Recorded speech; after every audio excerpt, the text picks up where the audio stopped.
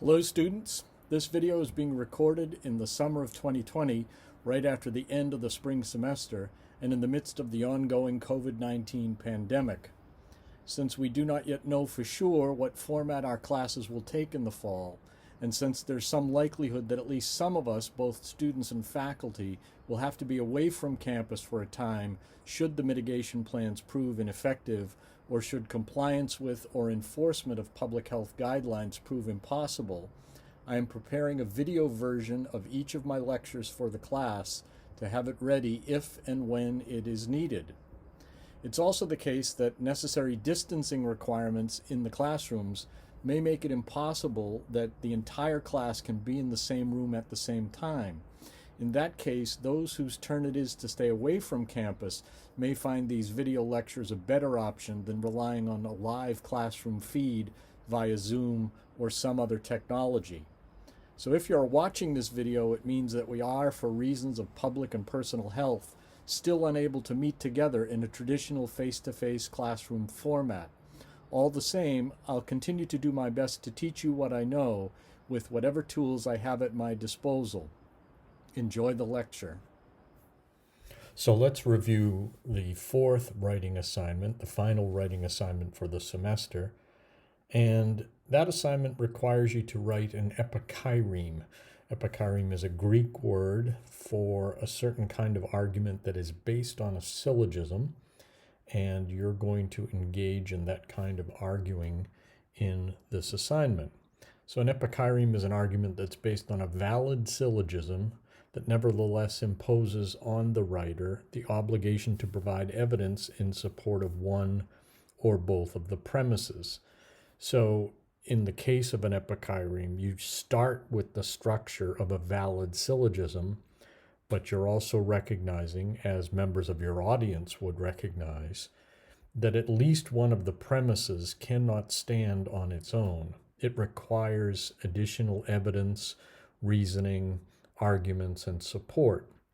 And so it's your obligation as the arguer with the burden of proof to provide that evidence and support for that disputed premise. Or in the case of some of the arguments, there may be two disputed premises. In any case, you must prove the premises are true before you can proceed to determine that the argument is valid and the conclusion is acceptable. So that's the basis of an epicheireme exercise. And it is a traditional academic exercise. It goes all the way back to the Greek and Roman rhetoric schools. Aristotle writes about epiceiremes in his book Topica, which was a book on reasoning, similar to the book The Rhetoric, which you might be familiar with.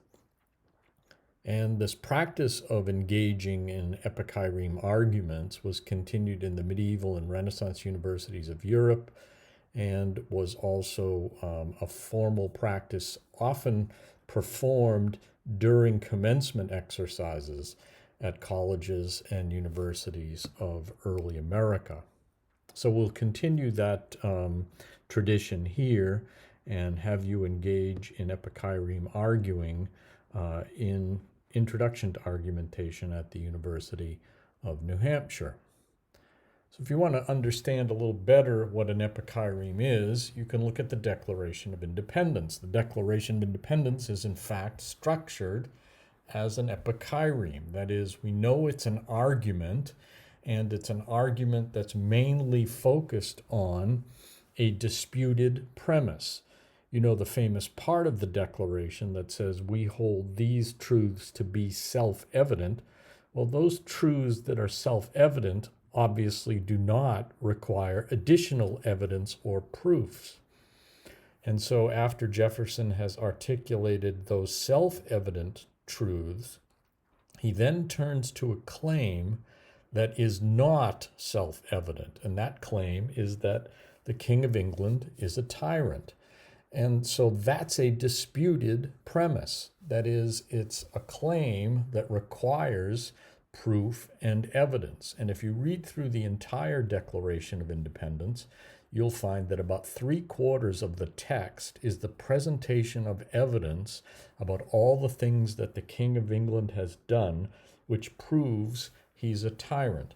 So essentially, the Declaration of Independence is a definitional argument. It's an argument on the question, what constitutes a tyrant, and have the actions of the King of England, King George III, do they qualify him to fit that definition? That's the disputed premise in the syllogism. Then once we prove that disputed premise, we then move to completing the syllogism and concluding that the United States should be free and independent. So here's basically the syllogism of the Declaration using the text of the Declaration itself.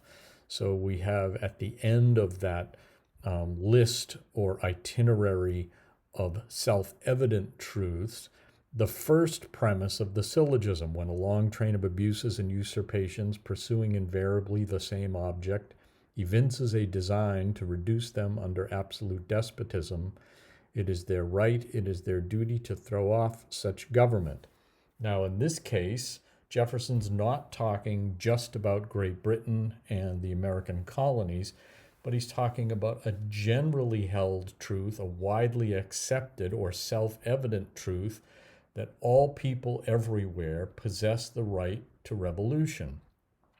But then he introduces, in the next line, the disputed claim of the Declaration. The history of the present King of Great Britain is a history of repeated injuries and usurpations, all having indirect object, the establishment of an absolute tyranny over these states.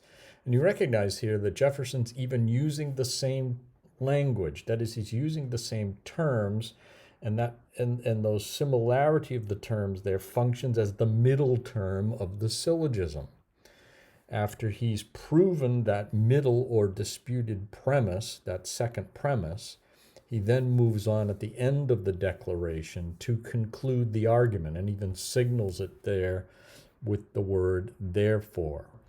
He concludes that syllogism with ultimately, these united colonies are and of right ought to be free and independent states. So if you compressed the syllogism or condensed it, it would look like this.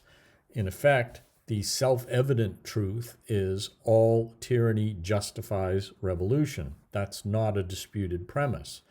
But the particular case of George III, which is the second premise of the syllogism, the rule of the American colonies by George III is tyranny, that is a disputed premise. That's why Jefferson spends most of his time in the Declaration establishing the truth of that premise with lots of evidence of King George III's misdeeds. And then we end with the conclusion: the rule of the American colonies by George III justifies revolution. So that's how an Epicheireme works, and you're going to do essentially the same kind of argument that is following essentially the same structure in your assignment. But the first thing you'll need to do is select a thesis statement to affirm or deny. So you can find on Canvas a list of thesis statements, a topics list, right? And there are 45 of them, but in this case, you have the option to take either side of the question. So you may affirm or deny any one of these 45 propositions, which gives us potentially 90 different propositions to choose from. But no two students will be allowed to take the same position on the same issue. So when you select your topic, let me know, and also indicate whether you affirm, that is, you agree with, or you deny, that is, you disagree with, the statement you have chosen. Then you're ready to proceed in finding the evidence necessary and constructing the syllogism to lead to your conclusion. So the basic logical structure of your argument will be as follows. First of all, it's going to consist of a valid deductive syllogism. So you will need two premises and a conclusion. And the conclusion of the deductive argument will be the proposition or claim from that list of propositions, the one that you've chosen. But you're going to translate that into standard logical form so we can see clearly what the terms are, what the subject term and predicate term are, and so that it can be tested for validity. And then it's also required that at least one, but possibly both of your premises will be at issue. That is to say, the premise will require logical support in the form of additional assertions because it would be unreasonable for a reader to accept or believe it if it stood without support or evidence. So at least one of your premises needs additional evidence. It's not self-evident. And that's where the focus of your effort will be in constructing this argument. So after you have that valid deductive syllogism as the outline or structure of your argument, most of your attention is focused on proving the disputed premise. And that means you must construct a strong case for acceptance of that disputed premise, or premises if both of them are at issue. And to do that, you rely on deduction from widely held principles, values, or facts, or on induction, where you support your premise with the commonplace forms of reasoning that we learned earlier in the semester. For instance, argument from definition, argument by analogy, argument by division. Any of those are applicable. Or with evidence such as testimony, statistics, laws, examples, etc. So these would be, for instance, what Aristotle called the inartistic proofs. And you can use any combination of these forms of reasoning to support the premise that is contested. If it's both premises, then you'll need evidence and proofs and reasons in support of both your premises. So in other words, it's likely that research into your topic will be quite useful and necessary because that's where you're going to find the evidence in support of the premise that you have advanced. And so implied in all of this, and this is an important feature of this argument, you will not argue directly for the conclusion statement. Rather, if you've adequately established the truth or probability of your premises and the form of your argument is valid, then the conclusion follows by logical necessity. So the major part of your effort, time, and space in the assignment should be directed at establishing with proof and reasons and evidence, establishing the disputed premise or premises. So again, remember, you're not trying to provide all the reasons why the conclusion is true or why the proposition should be accepted. Instead, you're only attempting to construct a strong and valid single line of argument structured by the syllogism, which leads to the conclusion as a logically necessary endpoint of your argument. And consequently, focus your evidence and arguments so that you can eliminate material that's irrelevant to the support of your disputed premises. So there may be some additional evidence and it might help you establish the proposition, but if it doesn't relate to the premise that you're trying to establish, you don't need to include that in your argument. I'm only interested in seeing how you can develop a clear, deductive line of reasoning in support of the proposition you have chosen. And so then we also want to look closely at the style of your argument, that is, the language with which you present the argument. Assume as you're writing that you want your readers to follow your argument closely. You're not trying to hide any slippery inferences or battle them into conceding a point. Rather, you want to assist them in following your reasoning and reaching the same conclusion that you have reached. And to do that, then, we focus on the language that we use in presenting the argument and the evidence, right? So one of the things that we can do is focus on making the argument clear. We can present an introductory preview where you reveal what your premises are and where the focus of you and, of course, then your reader's attention will be. You can indicate the order in which you will address the premises and subpoints. You can rely on logical and argument indicators, right? These will help your reader follow the process of your argument, right? You make that process of the argument clear with careful use of these indicators and allow the reader to sort of mark his or her progress through the argument as they follow your reasoning. And then periodically rely on summary and transition statements within the argument to assist your reader in following the movement from one part of the argument to the next. So when I look at the final arguments that you write, these will be the main criteria that I'm applying and that I'm looking for. So you should ask yourself as you're preparing your Epicheireme, did you utilize a valid deductive form? So test the validity of your syllogism before you get too far into writing the final paper. So did you use a valid deductive form? Then did you choose premises which are relevant and significant to the conclusion?